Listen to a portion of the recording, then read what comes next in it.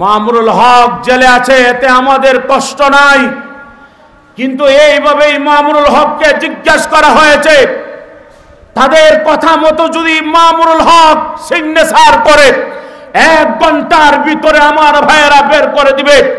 মামুনুল হক বলে দেশে বাতিলের কাছে মামুনুল হক মাথা নত করবে না, প্রয়োজনে ইমাম আজমের মতো লাশ বের হবে, জীবন দিয়ে যাবে, জান দিয়ে যাবে, তাগুতি ক্ষমতার কাছে মস্তদের কাছে মাথা নত করবে না। চিল্লা বলেন ঠিক কি ঠিক না?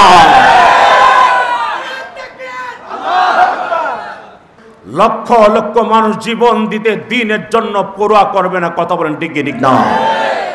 সেজন্য বাতিল শক্তিরা তোমাদের জেনে থাকা দরকার, আমরা শুধু দ্বীন শিখেছি আল্লাহর জন্য, দুনিয়া গড়ার জন্য না, কোরআন এবং ইসলামের জন্য, নবীর জন্য। সাহাবায়ে কেরামরা যেরকম ভাবে জীবনকে আল্লাহর রাস্তায় উৎসর্গ করেছে, আল্লাহর রাস্তায় জীবন দিয়েছে। ইমামে আজমের মা ডাক দেখো, সাবধান সাবধান, এ আবু হানিফা শুনো, তুমি যদি মাইরের কারণে এই তাগুতি শক্তির কাছে যদি চুল পরিমাণ মাথা নত করো, কিয়ামতের ময়দানে আল্লাহর আদালতে তোমার বিরুদ্ধে আমি তোমার মা হয়ে আল্লাহর আদালতে মামলা করব। সাবধান, বাতিলের কাছে মাথা নত করা যাবে না। আল্লাহু আকবার বলেন, আরে আওয়াজ করে বলেন আল্লাহু আকবার। ইমামে আজম ঘুমিয়ে আছেন, কে যেন রে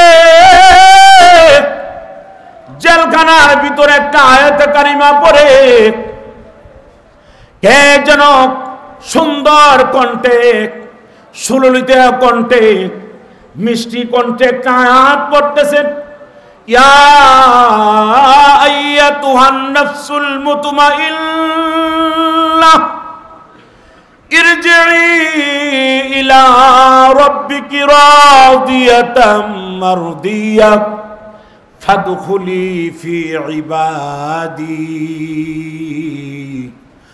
ওয়াদখুলি জান্নাতি।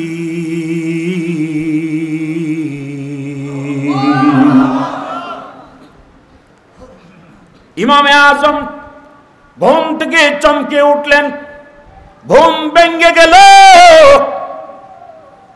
প্রহরীরা চতুর্দিকে দাঁড়িয়ে আছে, একজন না, দুইজন না, 72 জন প্রহরী চতুর্দিকে দাঁড়িয়ে আছে। একজনে জিজ্ঞেস করলো, ইমাম সাহেব কি হয়েছে, কেন ঘুম থেকে চিৎকার মেরে উঠলেন, কারণটা কি? ইমাম সাহেব বলতেছে, আমারে কে যেন জান্নাতে যাওয়ার জন্য আহ্বান করতেছে। मैंने तुझको दिल दिया है, तूने मुझको क्या दिया? मैंने तुझको दिल दिया है, तूने मुझको क्या दिया? तेज सूरी हाथ में लेकर पारा पारा कर दिया। अल्लाह अल्लाह क्या मुबारक नाम है, अल्लाह अल्लाह ओलियों का काम है, अल्लाह अल्लाह ओलियों का काम है।